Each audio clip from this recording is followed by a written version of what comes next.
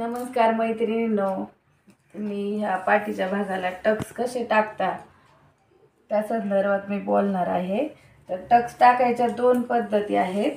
एक तर ह्या शोल्डरच्या मधोमध खून येईल तिथून सरळ असा टक्स टाकायचा, किंवा मग इकडं फिटिंगची घडी घालायची अशी ही, आणि इकडं ना आपल्या 1.5-2 शक्यता असे 2 इंच सोडून आहे ना, जेवढं येईल ना तिथं टेप पकडायचा आणि मग असं इथं कात्री मारून इथं पॉइंट करून घ्यायचा आणि मग टक्स टाकायचा। मी तर हीच पद्धत अवलंबते।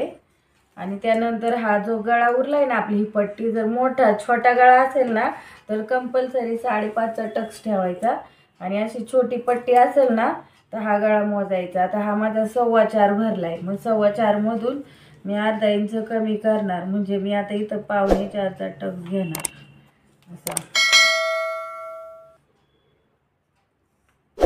आणि ब्लाऊज शिवायच्या आधी ना हे सगळं व्यवस्थित ठेवून घ्यायचं, मुंडा पाठीचा भाग